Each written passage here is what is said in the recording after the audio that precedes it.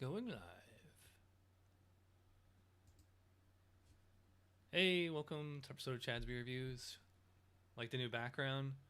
This is actually a bar like 3 miles down the road from me. It's called Buster's Bistro in Sanford, Florida. Look it up. It's a Belgian themed bar and restaurant. By the way, this picture is a few years old, so it's not like I just took it yesterday or something. Sorry. Once again, my video is... I'm trying to... How do you... Why won't this expand?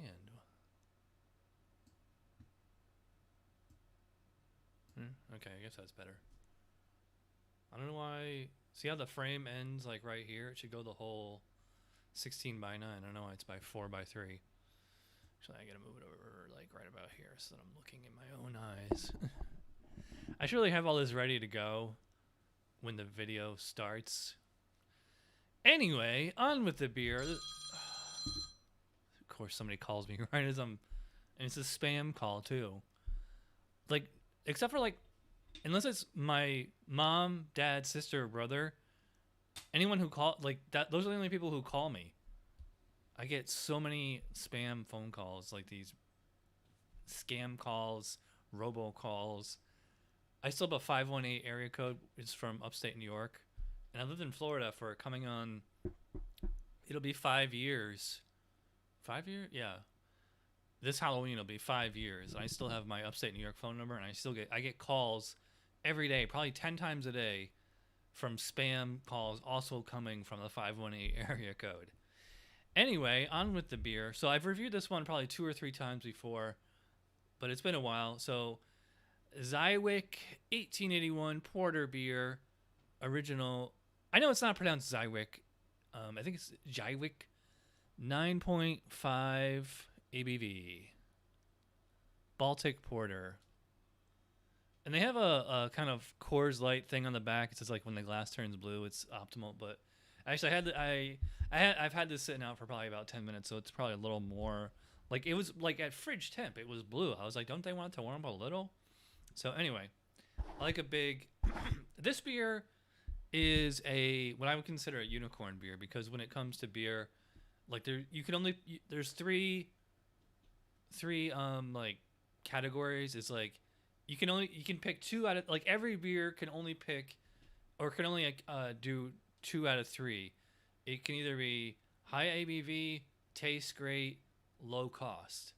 Usually if it's high ABV and tastes great, it's not cheap. If it's cheap and has high ABV, it doesn't taste great. And you can see what I'm saying. Or if it has low ABV and tastes great, it's also cheap, but it's a low ABV. But this is high ABV, tastes great, and is cheap. It's only $2.99 for a full 500 ml bottle. That's 16.9 ounces for all the American viewers there. So anyway, let's dig in here. Wow. It's just pure... It's like black licorice, star anise or something. I can definitely smell the alcohol. It's super dark. Well, not super dark fruit, but just lots of dark fruitiness on there, Kind of like cherry, plum, fig. Does fig count as a fruit?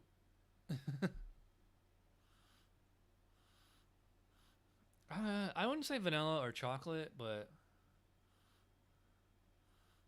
I wouldn't say coffee, but there's kind of like a roasted malt, and again, it looks black on camera. It's not. It's like a deep brown, lovely. I mean, 1.5 thumb width of foam when I poured it, and if you saw my review from a few years ago, you can see it's got a huge foam stand on there. Anyway, let's dive in here. Cheers.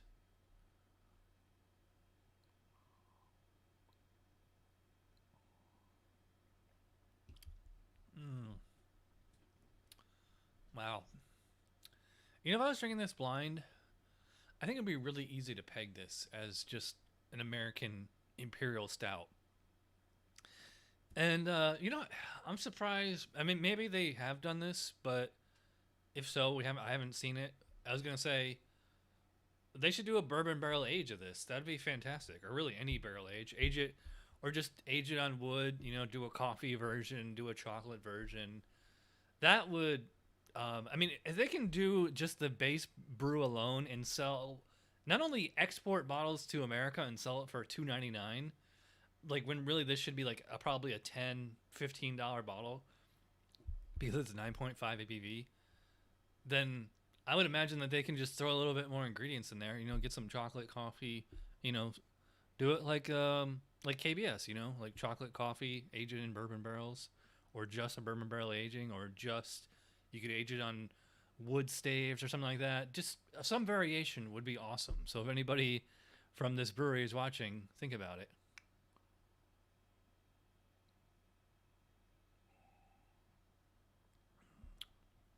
One thing I noticed is that like right away it has a lot of hops on it. I'm not sure how to tell the. Okay, here we go. Best before.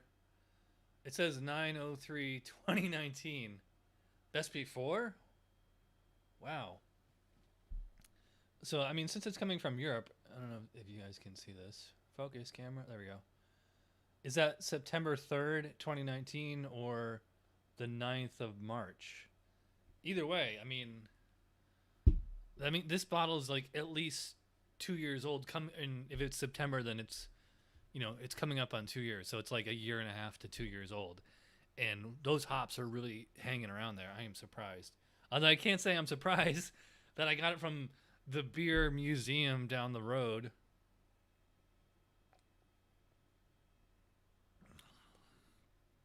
Yeah, so plenty of hop bitterness, hop flavor in there, kind of like more on like the piney, resiny kind of end. Well, it's probably actually it's a little bit more. They're probably using some kind of European hop, which tend to be more floral and spicy, like a little bit of like peppercorn kind of flavor in there, like you get like with Saz or any of the noble hops. If I was a really formal beer reviewer, I would have looked up the recipe. But yeah, if you look up under, oh man, I forgot all the BJCP styles. I think this is an 8 or a 9A Baltic Porter. Give me a sec. Baltic. Yep, 9C. I was close. I knew it was 9. I was close. I thought it was 9A.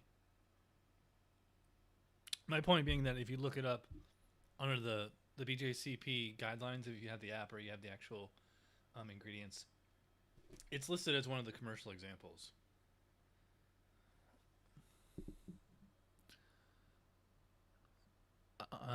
I've had the Baltica. I may have had the Okasim. And I believe Devil's Backbone is a American brewery.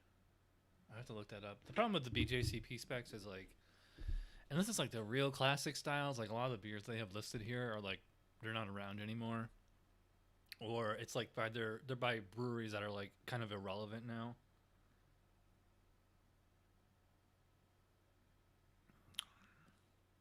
Hmm. Yeah, so it's maybe I'm drinking this like a tad too warm. Maybe I should have just drank it at fridge temp. But yeah, the hops are really coming through. Like I'm getting like kind of a very very slight kind of burnt popcorn kind of thing going there. I mean, it's not off-putting at all. As I would not call it a sweet beer. It's plenty malty. Like what I said with the nose, like licorice. It's coming through in the flavor. Yeah, licorice. I don't think I would not say vanilla. I would not say chocolate. It's not like confectionery tasting. It's more because it's a porter. It's more like kind of fruity flavor. So like like I said on the nose, like cherry, plum, fig. Yeah, it's kind of like a concoction of that, like these dark fruits with like this kind of black licorice, star anise kind of spice character, plus the hop kind of peppery flavor and kind of dry bitterness. This is not dank or citrusy or anything like that.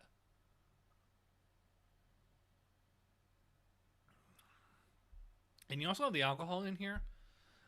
I mean, it's 9.5, but it is a crystal. It is a very, very clean alcohol. It is not fusel, or it's not like rubbing alcohol. It's not like you know, if you ever had like a lot of home brews that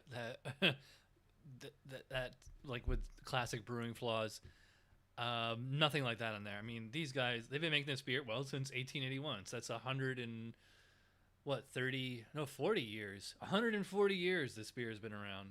I wonder if they've changed recipe over the years. Even, I mean, I'm sure they've upgraded the technology in the brewery. So that's an interesting kind of paradoxical question. Is like, is the recipe the same, but like they change the brewing equipment? Is the beer really the same?